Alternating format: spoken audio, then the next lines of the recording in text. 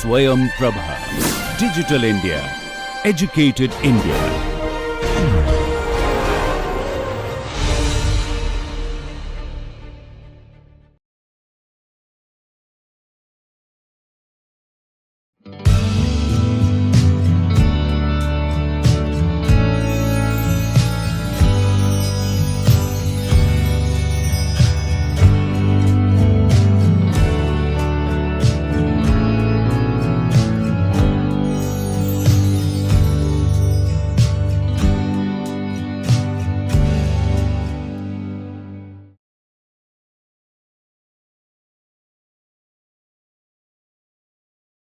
Hello and welcome to lecture 7 of the NPTEL MOOCs course on economic growth and development.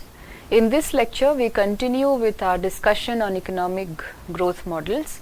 Let us first begin with what we did in the last lecture. In the last lecture we summarized 3 important issues with respect to development models and development thinking. The first part of the last lecture related to the trends in development thinking that took place right from the beginning of 1900s to the beginning of the 1990s. We covered a period of at least a century of development thought and how systematically we can categorize different development models under different heads of development thinking. As far as the trends in development thinking was concerned, we started with the period of the 1900s where development was looked at as universal history. There was a lot of influence in this school of thought with respect to the writings of Marx, and development was thought as a progression through a series of socio-economic stages, and each stage represented a different mode of production in terms depicting the different types of relationship between people and resources in the production process. We also looked at the period of the 1950s where development started being talked of more in terms of economic growth, and which is also primarily the important focus of our discussion with respect to economic models on development and growth. When we discussed the doctrine of balanced growth, this is what what we were referring to. So the second strain of development thought we focused on was economic growth, and the overwhelming importance that was laid during this period of the 1950s when people started thinking of development as economic growth was with respect to capital accumulation. How much capital accumulation has taken place and how that is contributing to modern economic growth. In the 1960s and 70s, we saw that there was a lot of influence from American sociologists and political scientists who started looking at development as modernization and how diffusion of education, technology and various other forms of technical assistance takes place and how that affects economic development and growth. The 1970s development thought tilted more towards what we have come to know as the dependency theorists. Here they challenged the modernization theory of the 1960s and the 1970s, and they called themselves as belonging to the structuralist tradition. This was also heavily influenced by Marxian thought. And this dependency theory enjoyed a lot of influence in the 1970s, and it was broadly seen as a left-wing challenge to a more right-wing modernization theory. The 1980s saw a radical shift from development thinking that took place in the 50s and the 60s and the 70s. The 1980s basically saw the emergence of or the re-emergence of what is referred to as neoclassical economics or neoliberalism, as was called in the 1980s. It was considered to be a radical shift because it was a shift in terms of thinking towards state, from the notion of state-led intervention and towards more of the role of free markets, and it was through the International Monetary Fund and the World Bank, these neoliberal policies started playing a central role in the developing countries. And this school of thought justified itself in part on the grounds of corruption within the state institutions of many developing countries, which clearly did not have development interests at their heart. The 1990s and the subsequent publication of the Human Development Reports of the UNDP saw the emergence of development thought as reduction in inequalities or poverty reduction.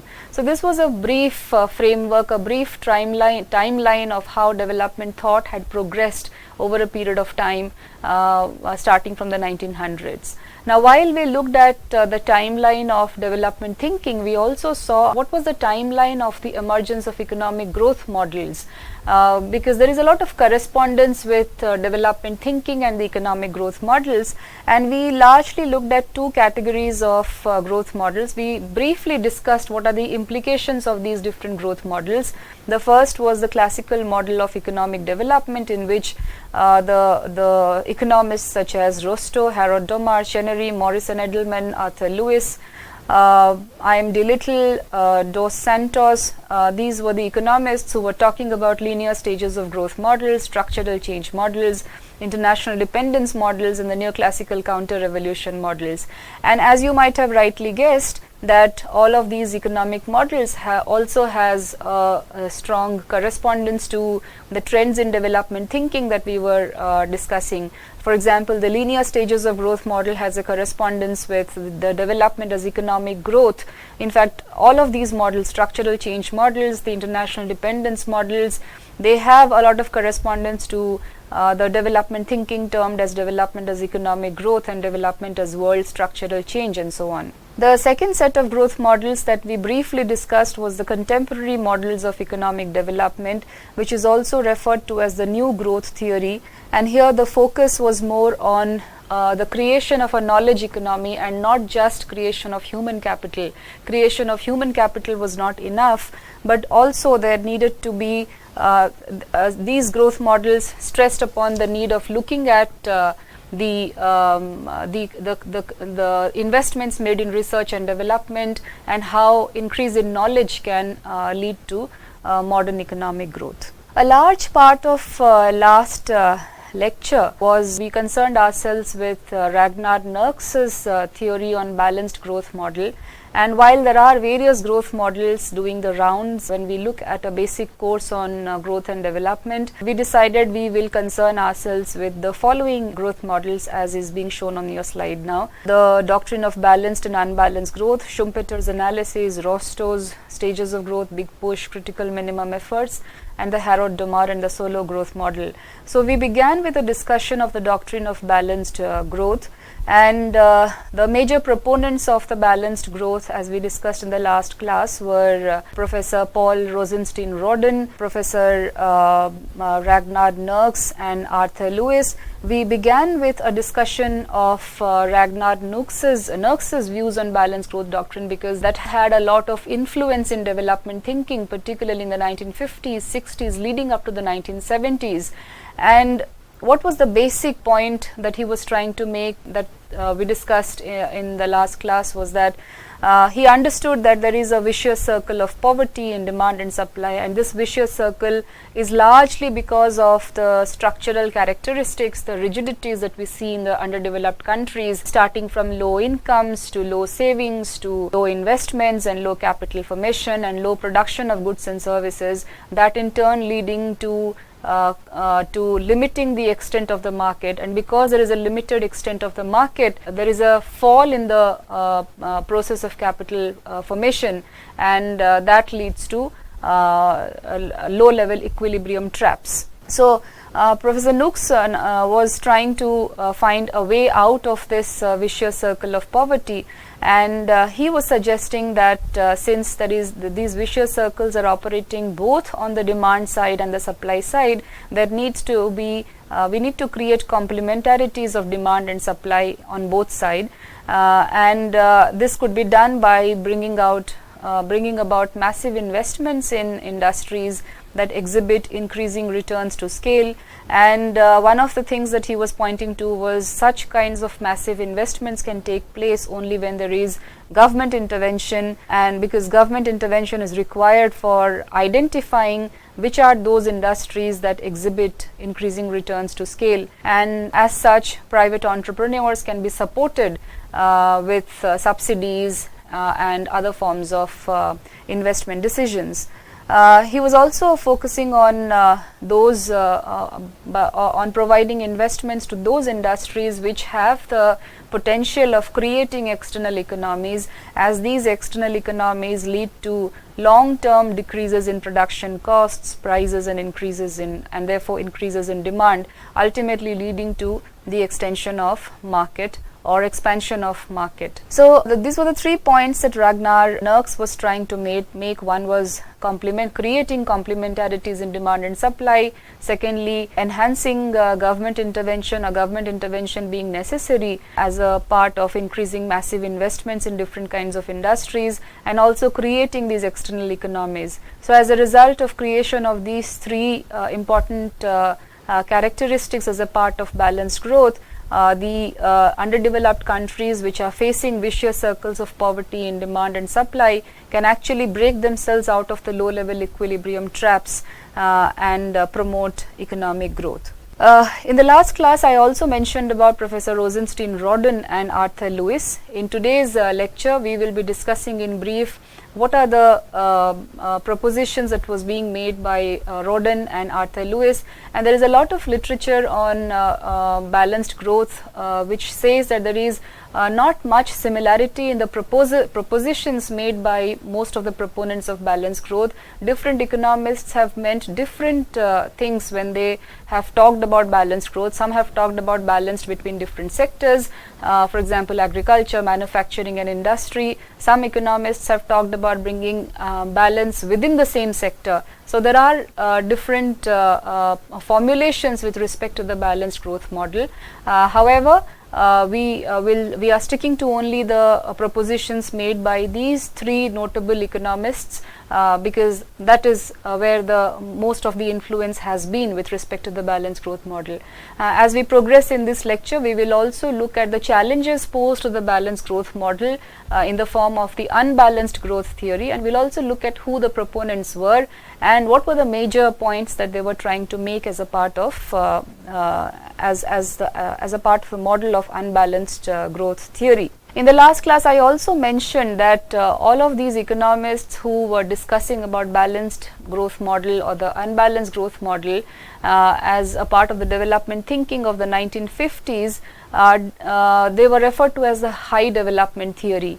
Now, these high development theory did not formalize their models in forms of mathematical formulation, because of which the importance of these high development theory in the economic literature went down in the 1970s and the 1980s. It was not that economists were not talking about these ideas and these propositions that were made by these very important economists in the 1950s and the 1960s, but because of a lack of mathematical formulation of these models, they went out of development thinking in the 70s and the 80s and was replaced by more sophisticated economic growth models, primarily the neoclassical growth models and so on. Now, before I move on to the doctrines of balanced growth as propositioned by Rosenstein-Rodin and Arthur Lewis, for the benefit of students of this course who are from different backgrounds and different disciplines, I would like to run you through some of the definitional issues of the economic concepts that I have been constantly using in the growth models. And as we come across different models, I will also try to introduce you to give you simplified definitions of various other concepts. I keep using the terms savings and investment and output and capital formation when we as a part of discussion of balanced and unbalanced growth models.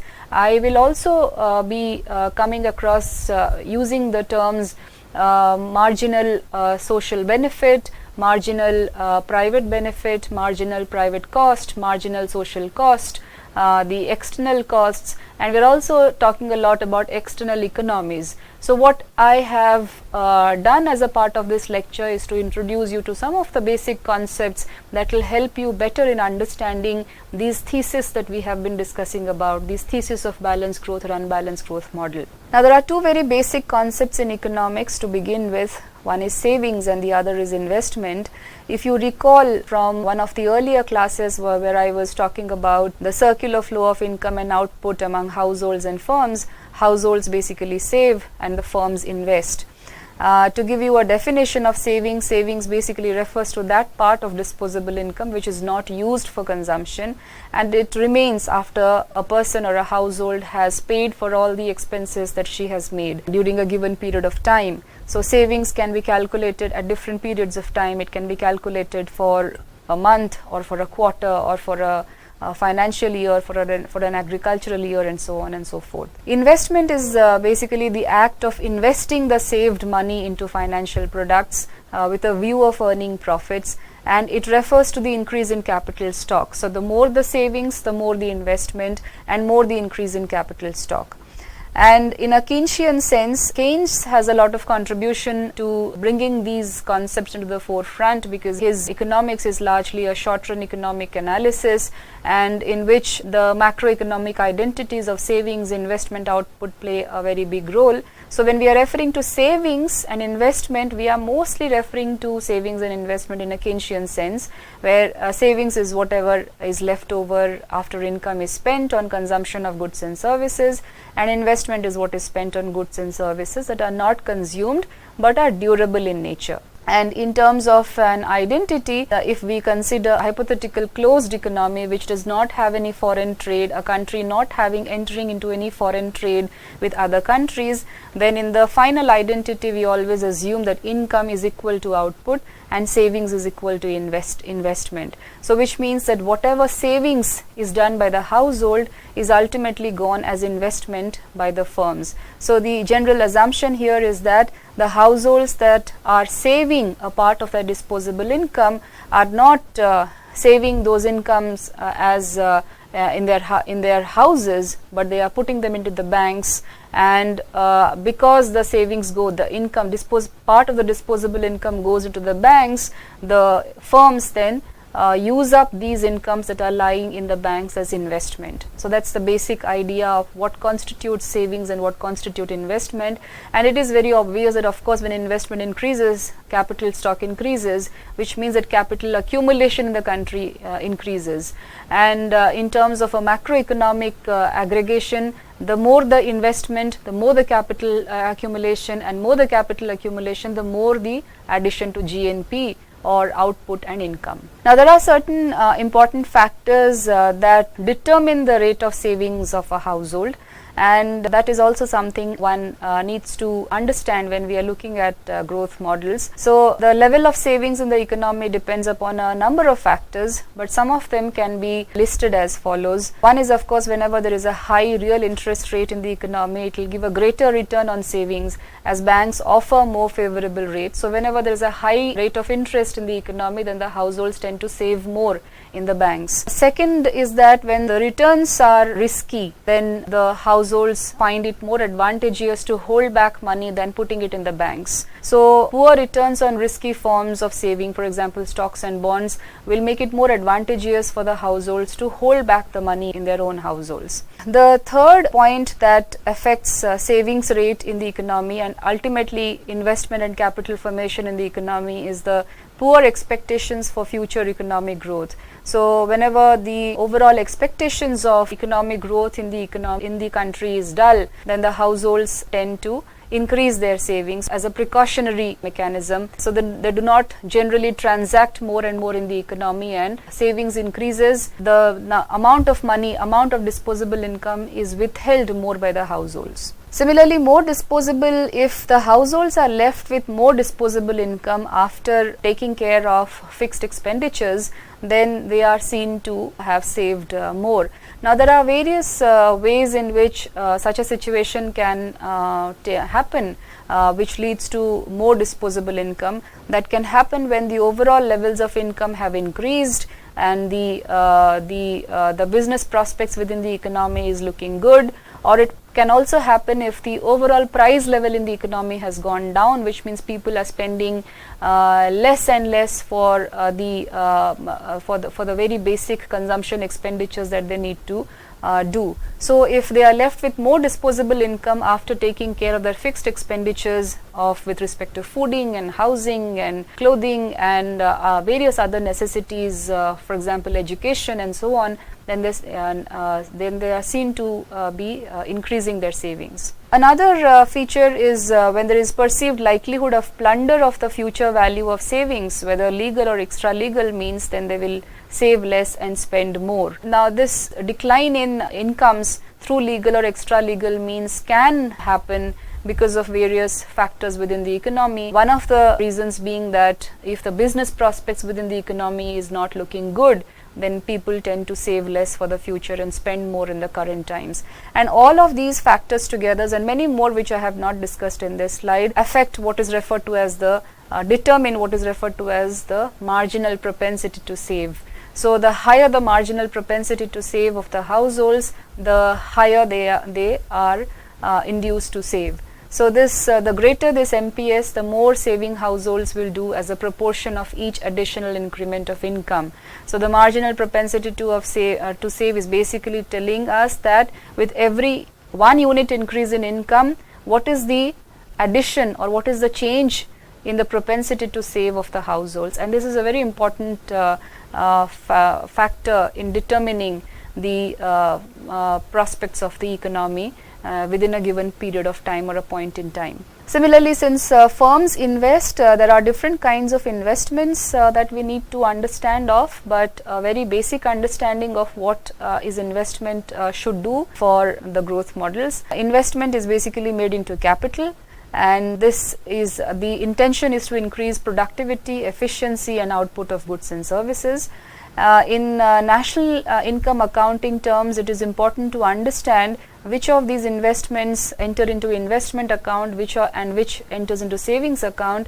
Now for a household, investing in stocks and bonds and mutual funds which provides future incomes may look as investment, but in macroeconomic terms these are not considered as investments and therefore they fall into savings account, and hence they are not counted in the investment account. In monetary terms, the relationship between savings and investment is modeled rather than being an accounting identity. Mutual funds, pension obligations, insurance annuities and other forms of savings marketed by financial intermediaries all consist of stocks, bonds and cash balances, which in turn pay for the capital that increases productivity, efficiency and output of goods and services.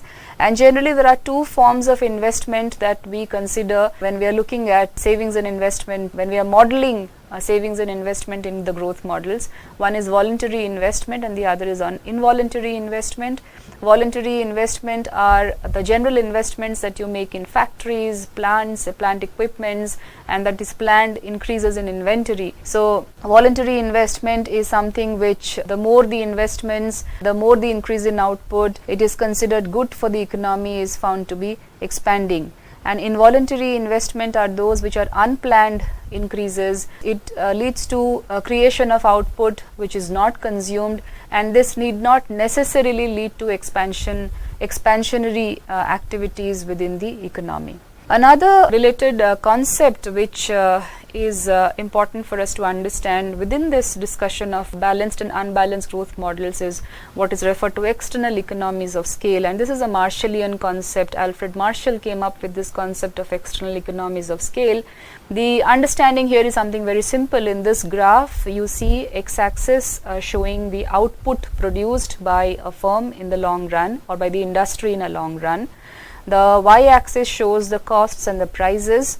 The two curves, the blue curve shows the long run average cost curve and the red line shows the long run average cost curve after taking into account external economies of scale, and this is important for us to understand here.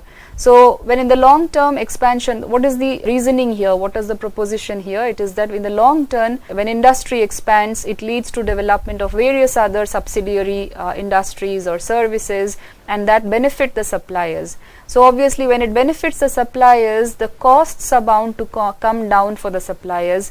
That may be because of various reasons. There may be increase in industry expertise, there may be increase in skilled labor force within the economy, there may be relocation of key supply businesses, investments in infrastructures may bring down additional costs in the long run, there may be link ups with research and development activities through universities and other businesses, and that may also bring down the costs in the long run.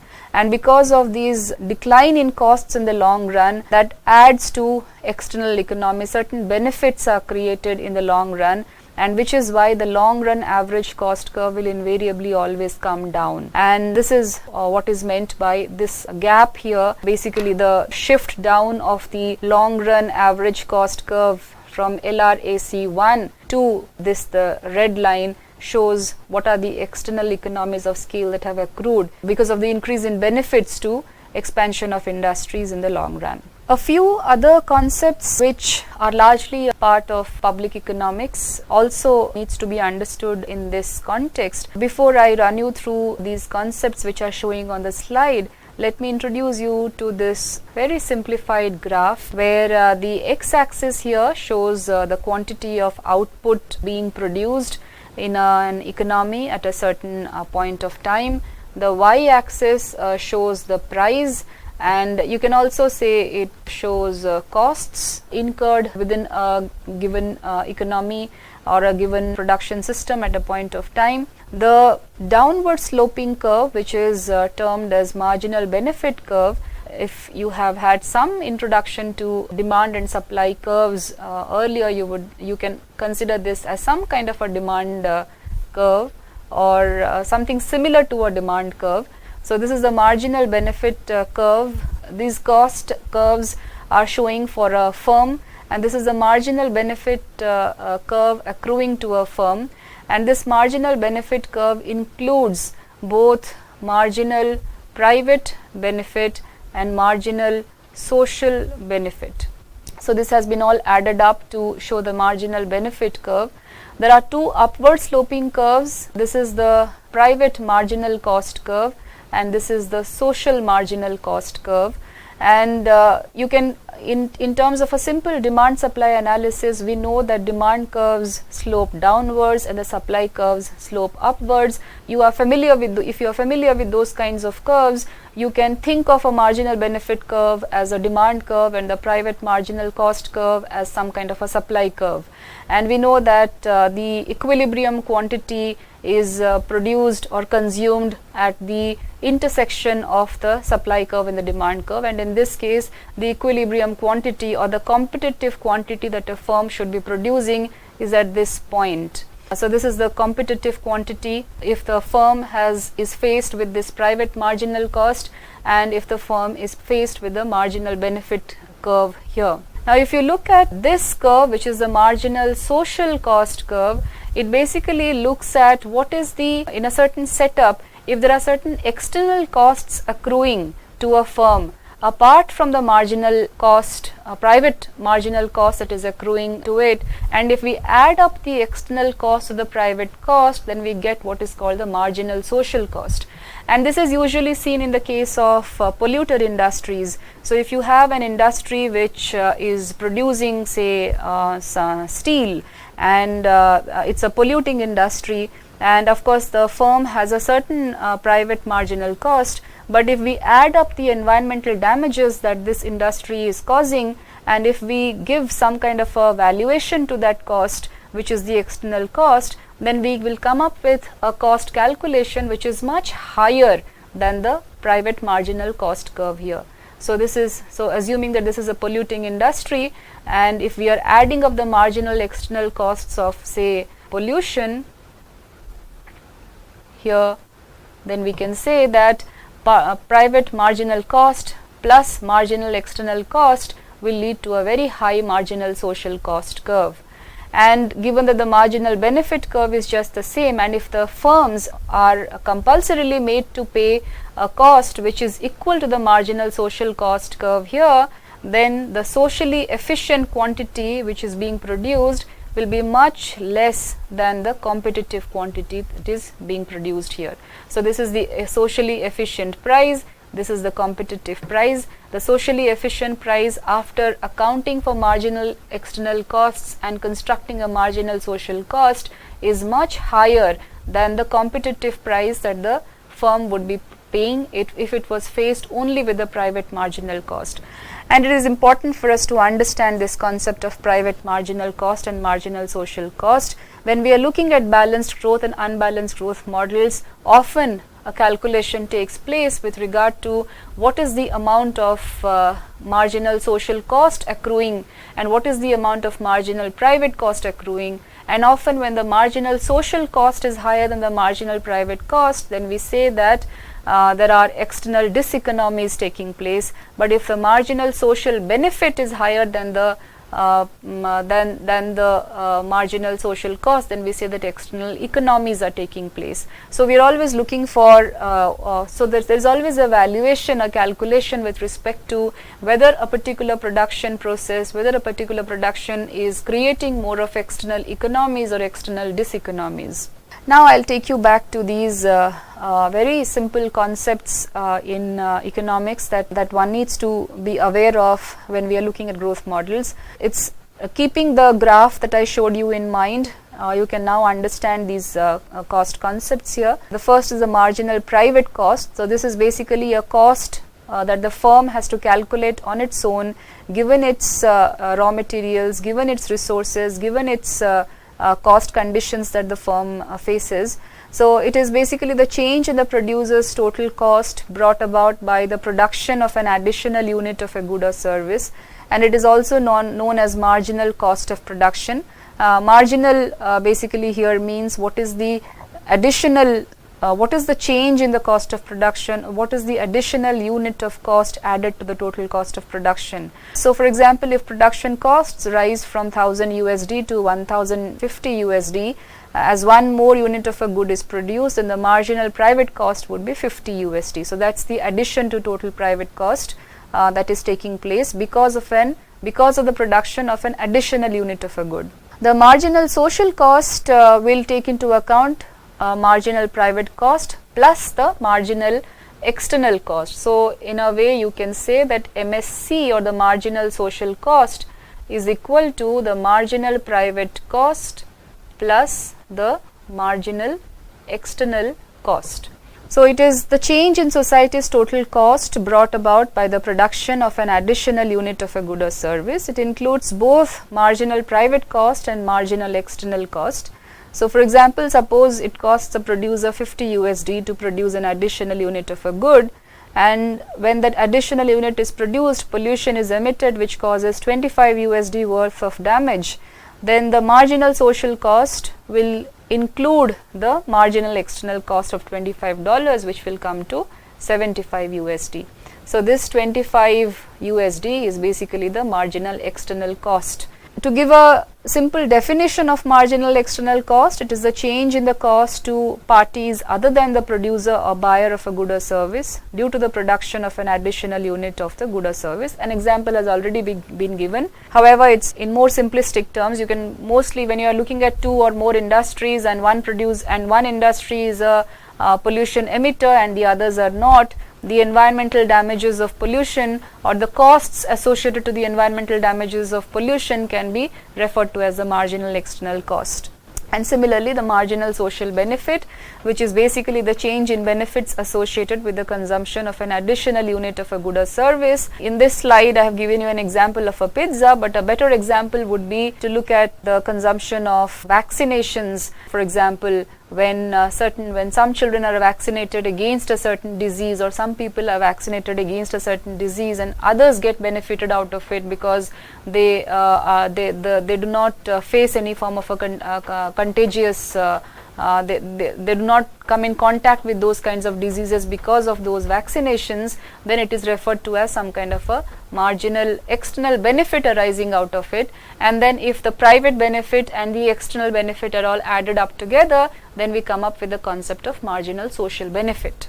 Now let us keep this out of the way. What I try to do here is to just introduce you to some of the basic concepts of savings and investment and marginal social cost and marginal external cost concepts to you, because it is important for us to understand these growth models.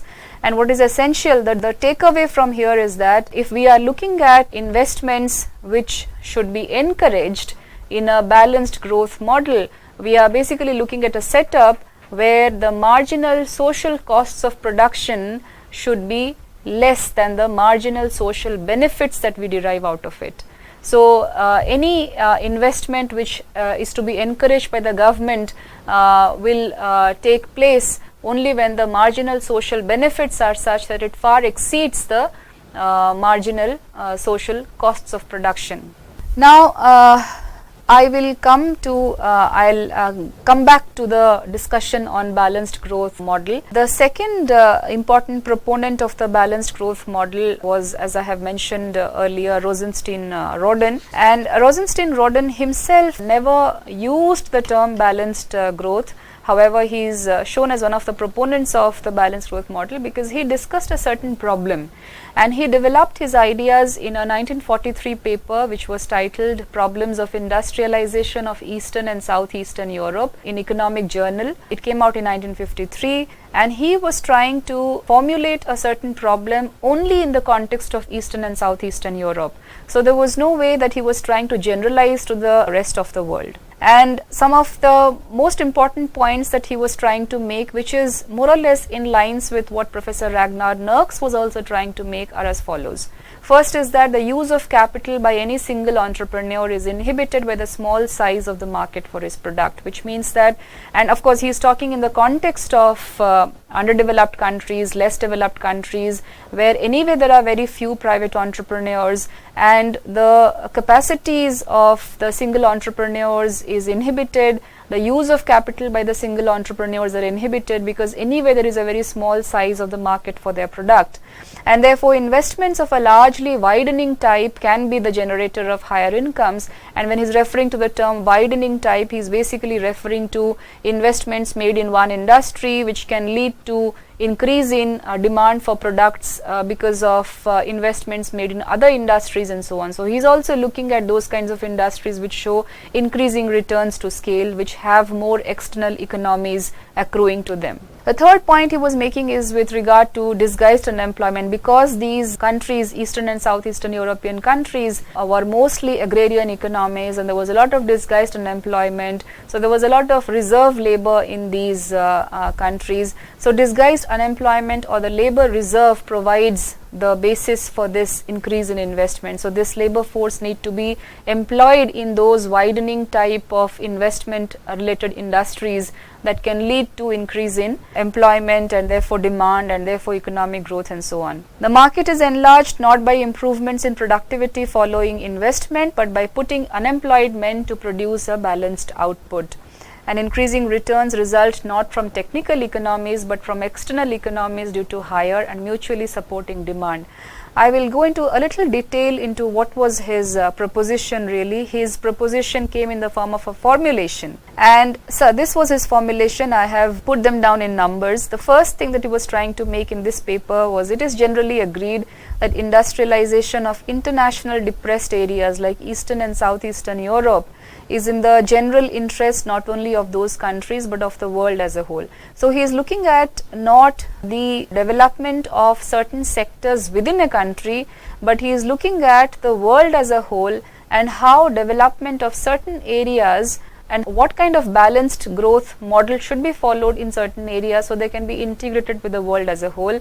Because international division of labor, as pointed out by Adam Smith when he was writing in the 18th century, can lead to the increase in the wealth of nations. So the second point he was saying was that in order to reach an optimum size of the industrial enterprises, the area of industrialization must be sufficiently large. And there are two fundamentally different ways of industrialization of that area. That one is that the Eastern and Southeastern Europe should industrialize on its own without entering into foreign trade and international investment, aiming at self-sufficiency, mostly referred to as what is called autarky.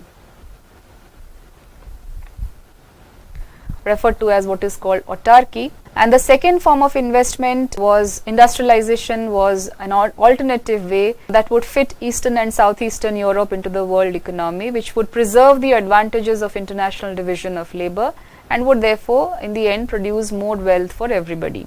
And this alternative way of industrialization is obviously the more preferable one than the autarkic one.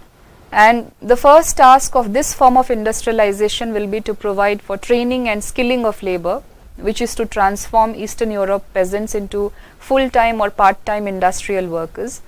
And it will be a good investment for the bulk of industries to be created when taken as a whole, although it may represent irrecoverable costs for a smaller unit. It constitutes an example of what we just discussed, the divergence between private and social marginal net product, where the social marginal net product is greater than the private marginal net product. So he was also talking, like Ragnar Nerks, about complementarity of different industries, and he said that complementarity of industries provides the most important set of arguments in favor of a large scale planned industrialization. So he gave a certain example of a shoe factory, which is one of the most highly exemplified, one of the most common examples taken in the context of balanced and unbalanced growth models. So he was saying, let us assume that 20,000 unemployed workers in Eastern and Southeastern Europe are taken from the land and put into a large shoe factory. They receive wages substantially higher than their previous meager incomes, and it would be impossible to put them into industry at their previous income standard. The previous income standard being a more unskilled, more agrarian income, which is much lesser than what it existed in the industry, because they need more foodstuffs than they had in their agrarian semi-unemployed existence. And also because these foodstuffs have to be transported to towns, and because the workers have to pay for housing accommodation. In other words, their costs have increased, so they cannot receive a wage which was equivalent to their previous wage rates. Now, if these workers spent all their wages on shoes, a market for the products of their enterprise would arise, representing an expansion which does not disturb the pre-existing market. In other words, what he's basically trying to say here is that now these workers receive wages. They are working in a shoe factory now, but they will not demand only shoes. There will be demand for other things, for example, foodstuffs. But if they were demanding only shoes, then 90% of their problem would have been solved, assuming 10% is profit. But the trouble is that the workers will not spend all their wages on shoes, and therefore the requirement of complementarity investments in other industries. So his formulation was that if instead 1 million unemployed workers were taken from the land and put not into one industry, but into a whole series of industries which produce the bulk of the goods on which the workers would spend their wages, what was not true in the case of one shoe factory would become true in the case of a whole system of industries, and it would create its own additional market, thus realizing an expansion of world output with the minimum disturbance of the world markets. And two other type of external economies will arise when a system of different industries is created. First is the strictly Marshallian economies external to a firm within a growing industry, and the second are the external economies to one industry due to the growth of other industries. And the existing institutions of international and national investment do not take advantage of external economies. There is no incentive within their framework for many investments which are profitable in terms of social marginal net product, but do not appear profitable in terms of private marginal net product. Now, Rosenstein-Rodin was a formulation in the context of Eastern and Southeastern Europe, and he ended with a question. He said that if the aim of industrialization in international depressed areas is to produce a structural equilibrium in the world economy by creating productive employment for the agrarian excess population, it may be assumed that the creditor countries will not be willing to enter into commitments for more than 10 years. How much can be achieved in that period, and what is the rough order of magnitude of the capital required? So Rodin was coming up with a basic problem which was mostly in the context of Eastern and Southeastern Europe, and therefore it cannot be generalized as is being done of the balanced growth model for all the countries of the world. Arthur Lewis's views on balanced growth model was much more simpler and of a completely different kind than what Nerks and Rodin were trying to say. He was trying to talk about balanced growth, the need to maintain balanced growth between agriculture, manufacturing and export sectors. So he was talking about sectoral balance and within a country. So agriculture being represented by A, manufacturing by M and export sector by X. So if output in the manufacturing sector expands without a corresponding increase in agriculture, then either agricultural prices will rise or imports will increase, bringing balance of payments problems. So expansion of manufacturing sector must be matched by expansions of agriculture or exports, unless the expansion of manufacturing is catered to by import substitutes. And in case it is not possible to increase production simultaneously in agriculture and industrial sectors, then Professor Lewis suggested that strategy of balance between domestic and foreign trade should be adopted. And if industrial sector is not developing, then agricultural produce should be exported and industrial products should be imported, and vice versa. Now this is clearly a very different idea of balanced growth from Nurks's and Rodin's. It seems to reduce to little more than advice to avoid food shortages, inflation and balance of payments problems, and this also illustrates the extremely different doctrines even within development economics for which the name balanced growth has been appropriated. And this is not the end of the discussion of the balanced growth model. There are many more, but we will skip it for the sake of this course. But this gives you this roughly gives you an overview of what was meant by balanced growth model and what the different proponents were trying to say. To summarize this discussion on balanced growth for you, I've made out 3 points here. First is that whenever several non-infinitesimal investment decisions depend for their success upon each other, simultaneous investment in a series of industries in conformity with the pattern of consumers' demand and of different industries' demand for each other's product is required. So we are basically talking about non-infinitesimal investment in different industries at a point of different industries in a given economy, so the demand for each other's product is also kept up and the markets expand. Balanced growth doctrine is also talking about, also has a horizontal and vertical aspect. It rests upon the relation of complementarity between wants, between factors, and between factors and products at various stages of production.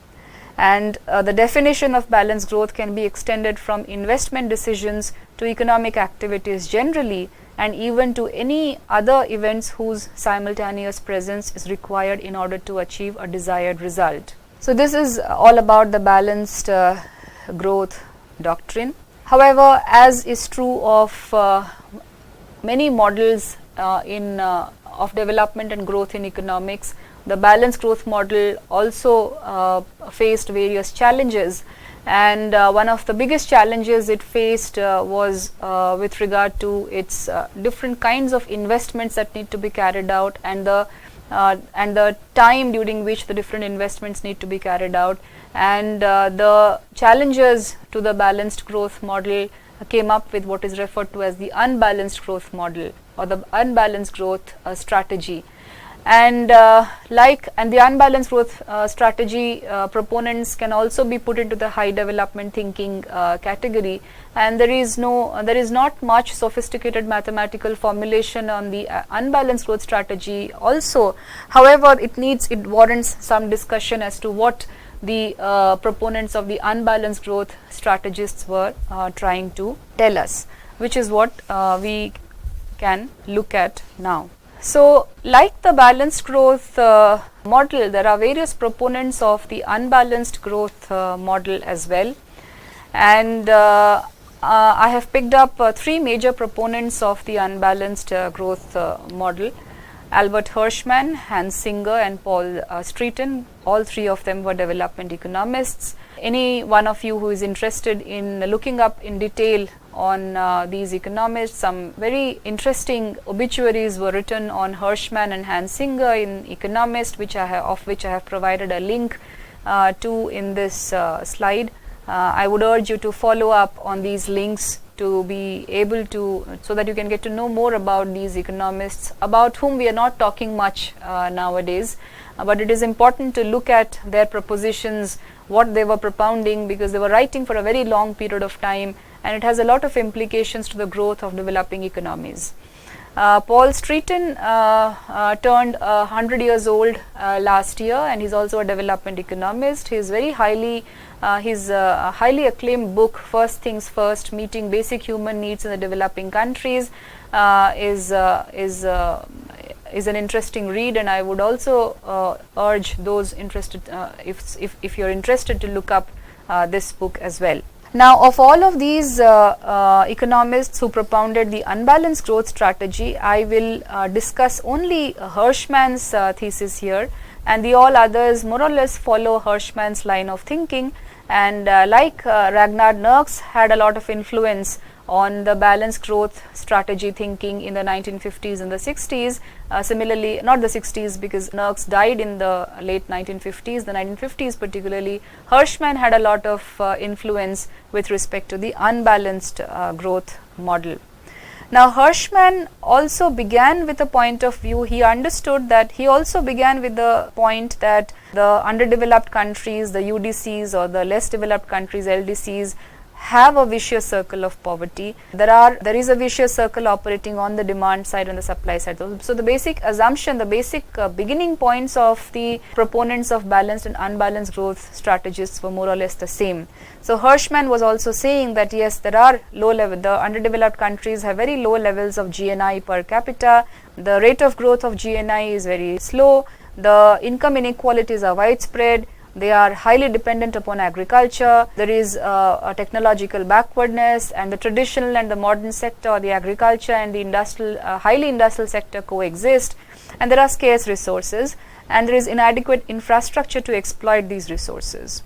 But Hirschman says that because there is a lack of investors and entrepreneurs, and cash flows cannot be directed into various sectors that influence balanced economic growth, he contended with the balanced growth strategies, the deliberate unbalancing of the economy would be the best strategy to keep the economy moving ahead. So Hirschman says that development is a chain of disequilibria that must be kept alive rather than eliminate the disequilibrium of which profits and losses are symptoms in a competitive economy. And he says that if the economy is to keep moving ahead, the task of development policy is to maintain tension, disproportions and disequilibria. This idea can be explained in terms of the growth rates of investment, income and consumption. If you look at these notations here that I have provided on the slide, change in I to I, which is basically showing us the rate of investment, income and consumption.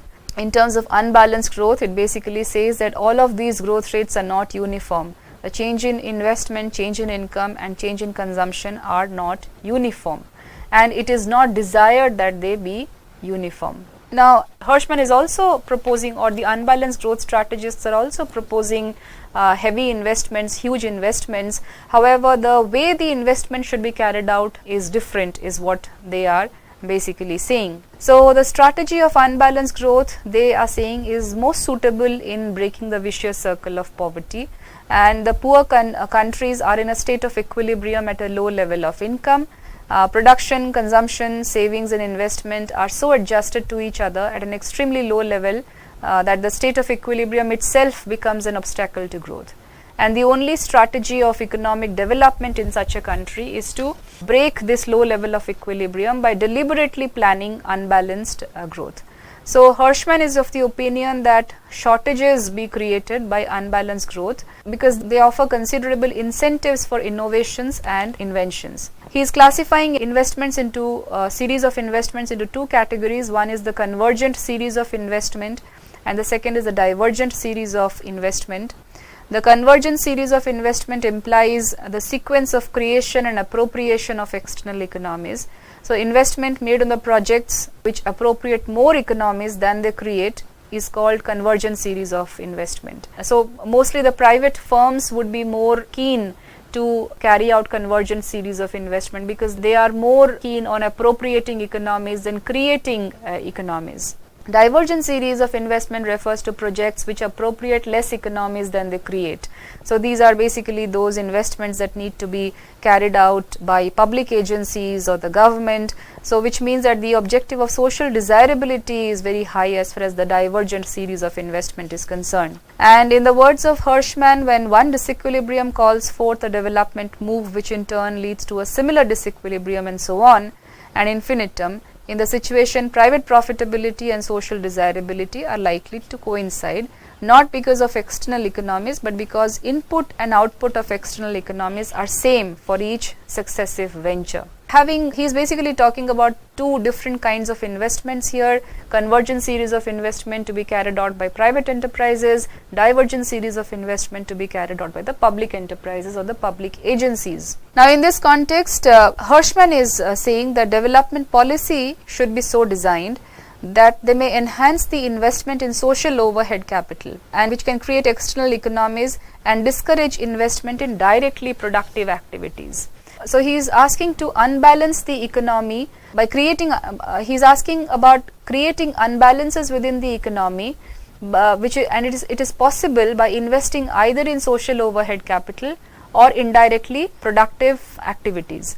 Social overhead capital creates external economies, whereas directly productive activities appropriate them. So social overhead capital create external economies, they create external economies, and the directly productive activities appropriate economies. So which means that social overhead capital will be largely taken up by public agencies and directly productive activities will be taken up by private firms. Now, social overhead, to give a short definition of what he means by social overhead capital, they are basically those concerned with primary, secondary and tertiary services. In social overhead capital, we include investment on education, public health, irrigation, water drainage, electricity. Investment in SOC favorably affect private investment in directly productive activities. So which is why the private firms will also be more interested in taking up social overhead, in the public agencies taking up social overhead capital. Investment in SOC or social overhead capital will also be referred to as autonomous investment. Will also be referred to as autonomous investment, which is made with the motive of private profit. Investment in SOC provide, for instance, cheap electricity, which would develop cottage and small scale industries. Similarly, irrigation facilities lead to development of agriculture. An imbalance is created in SOC. If an imbalance is created in SOC, it will lead to investment in DPA. Directly productive activities include investments which lead to direct increase in supply of goods and services. And investment in directly productive activities means investment in private sector, which is done with a view to maximize profits. In those projects, investment is made first where high profits are expected. In this way, DPA are always induced by profits, whereas social overhead capitals may or may not be induced by profits. Now the question arises whether one should go with excess social overhead. How does one unbalance the economy? Whether unbalancing of the economy should take place by creating excess social overhead capital or creating excess directly productive activities. And it can be, imbalance can be created by both by SOC and DPA, but the question before us is that in which direction the investment should be made first so as to achieve continuous and sustained economic growth. And the answer according to him is quite simple. The government should invest more in order to reap these economies. The private investors would make investment in order to enjoy profits. So this would raise the production of goods and services. This investment in SOC would automatically bring investment in directly productive activities.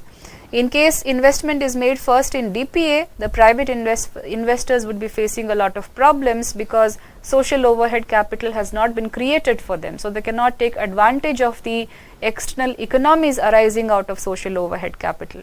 So if a particular industry is set up in a particular region, that industry will not expand if SOC facilities are not available. And in order to have SOC facilities, the industry has to put political pressure, and which is of course a tough job. So excess DPA path is full of pressures, because whereas excess SOC path will smoothen out things for the private industries. Now let us try to look at this, understand this better by looking at this figure here. So Hirschman, as I've already discussed, laid two assumptions for unbalancing, for the thesis of unbalanced growth or imbalancing the economy. The first is SOC, social overhead capital, investments in SOC and DPA should not be increased at the same time. And second is that path should be followed which maximizes private investment. Now both social overhead capital and directly productive activities can go to increase investment, but the contention here is that which path should be followed first. Now in this figure on the x-axis we have shown the social overhead costs. Y-axis shows the directly productive activity cost. So you can take an example of, let's say, creation of electricity poles, let's say, as an example of social overhead capital costs. DPA would be, let's say, creation of pens, which of course also requires electricity. So that's a directly productive activity cost. You're producing an output here, but here you're producing an infrastructure so that it can create DPA. So the x-axis shows the SOC cost and the y-axis shows DPA cost. The curves A, B, C, D and E, F, they are the isoquants or the equal product curves. So the isoquants are basically showing the different combinations of DPA and SOC cost, and these different quantities of DPA and SOC gives us the same GNP at any point of time. So each of these isoquants A, B, C, D and E, F, they are basically talking about different levels of GNP, let's say GNP, different levels of or different levels of income.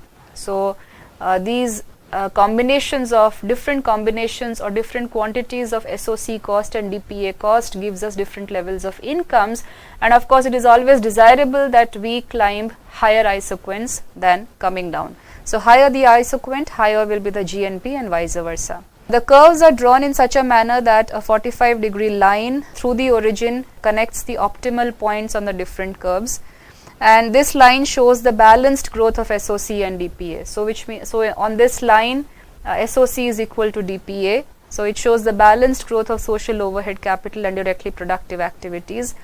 In this diagram, the points A, C and E are all equilibrium points where SOC is equal to DPA.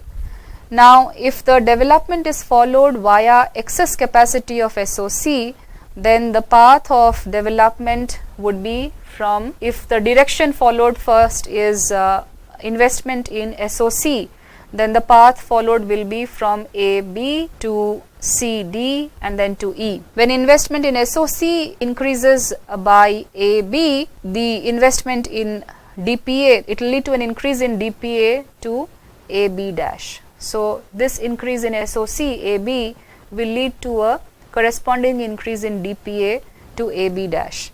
Now these types of investments will shift the equilibrium from AC to CE and so on. Now so to go back to this again, so let's say there is an increase of investment by AB on SOC, and then there is a corresponding increase in investments in DPA by AB dash. Then you are moving to a higher isoquant here, and because there is a tendency to choose the optimal combination of SOC and DPA, therefore we will come to the second equilibrium point, which is C here, and this is on a higher isoquant CD, which means that it is a higher level of income, and it is of course the most preferable one. Now this is because excess SOC will lead to forward operation of what we call in economics is the multiplier, due to which income will increase multiple times, and investment in DPA due to excess SOC will lead to the operation of the accelerator, and that way there will be cumulative increases in income. Now this means that investment both in SOC and DPA leads to higher level of GNP, and induced by this increase, investment in SOC will be increased by the government, which would be equal to CD. Okay, so just to bring more clarity to this, what it is, so what I just said is that if investments first increase on SOC by AB, then private firms come in and bring about a corresponding increase in directly productive activities by AB dash, then the government is encouraged to spend more on social overhead capital, because multiplier effects would have been created within the economy and income levels have increased. So autonomous investment by the government will increase by CD, which will then lead to a corresponding increase in directly productive activities by the private firms by CD dash. Now both types of investment would raise the equilibrium to E on the isoquant EF curve. So it is clear, as investment is made in SOC first, there is corresponding and automatic investment in DPA. But on the other hand, if path of development via shortage of SOC is adopted, in that case the path of economic development would be first AB dash. So suppose this social overhead capital is not created here and the investment is first made in directly productive activities by AB dash, then there is no social overhead capital from which external economies can rise, which can help in creating multiplier effects within the economy. And therefore the private firms have to put political pressure on the government to be able to create this social overhead capital by AB. So there will be, and then there will be obstacles within the economy. Therefore the most ideal way is for the government to first create autonomous investments, make autonomous investments in social overhead capital so that AB is already created. However, it is also possible to create DPA first, but then it will lead to a lot of bottlenecks within the economy. However, since AB dash has been created, in the long run AB will also be created because the private firms will start pressurizing the government to create the social overhead capital. So out of the two paths of development, the first path of excess SOC, that is A, B, C, D, E, is very smooth, and this path is self-propelling. It automatically leads to increase in directly productive activities. On the contrary, excess DPA, that is AB dash, CD dash, E path needs political pressure. And Hirschman was right probably in saying that development via shortages is an instance of disorderly compulsive sequence, while via excess SOC capacity is essentially permissive. I will end this discussion on unbalanced growth by focusing a little on what is a very important concept that was introduced for the first time by Hirschman when he was discussing unbalanced growth model, and that is backward and forward linkages. So after evaluating the paths of economic development, the question is for self-reliance or self-propelling, in which industries one should make investment first so as to make development effective. And in this connection, Hirschman primarily came up with two types of linkages. One is forward linkage and backward linkage. Of course, he also came up with total linkages. Let us begin with backward linkages first. By backward linkages, he means growth due to a set of industries that stimulate the growth of those which supply raw materials. So, setting up of a steel plant, for example, would stimulate the demand for steel, scrap, coal and other related goods, and precaution of these goods will accordingly increase. So, these are backward linkages. Forward linkages refer to the growth of certain industries owing to the initial growth of those which supply raw materials. And expansion of steel industry, for example, will encourage industries making machines, tools, etc., using steel as their basic input. So, in short, the study of forward and backward linkage facilitates the choice of activities through which growth with imbalances should be generated in the system, and industries generating maximum linkages ought to be developed first. So, let me summarize today's discussion. In today's discussion, we looked at two very important models of economic development, or if you wish to say so. There are two, we looked at balanced growth model and the unbalanced growth model. We looked at certain contexts in which the proponents of these models talked about balanced development of the economy and unbalanced development of the economy. As far as balanced development of the economy is concerned, we focused more on Ragnar Nurks's ideas, where he was talking about the vicious cycle of poverty on the demand side and the supply side, and what needs to be done to be able to get out of these low level equilibrium traps as we see in the less developed countries. And his proposition was that we should create more investments within the economy that creates complementarities of demand and supply by encouraging more of government intervention, government investments, and also by identifying those industries which have more increasing returns to scale, that have more economies, that can create more economies of scale. The unbalanced growth model came up as a challenge to the balanced growth model, because the unbalanced growth model primarily the model proposed by Hirschman said that unbalance or imbalance is probably most preferable, because unbalance has the capacity of creating more growth in different industries. And he suggested two different kinds of investments, convergent series of investments, divergent series of investments. The convergent series of investments appropriate more economies than creating them. Divergent series create more economies than appropriating. So convergent series of investment are more preferable by the private firms. Divergent series of investment are to be taken up more by the public agencies. We also saw different types of investments that can be carried out. That was proposed by Hirschman.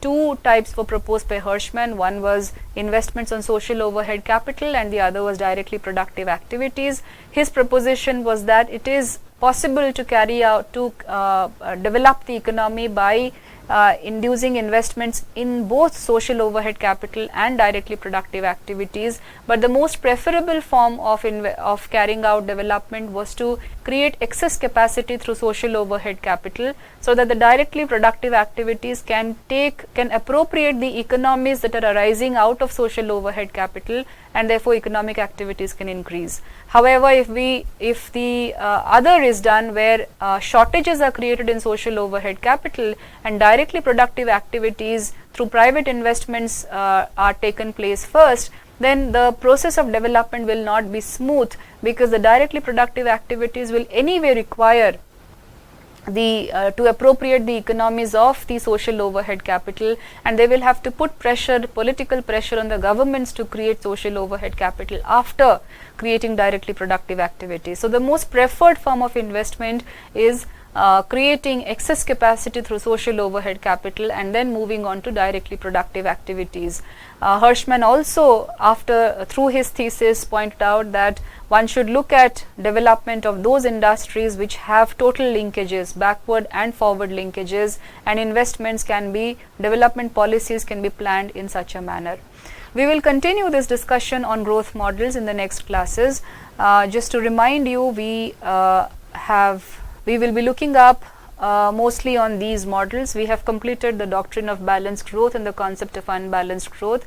In the next class, we will be looking at Schumpeter's analysis of growth and Rostow's stages of growth, and which is talking about different models of development in the context of growth models. So this will be a lecture which will continue in the next class. I'll take references to the balanced and unbalanced growth models as well.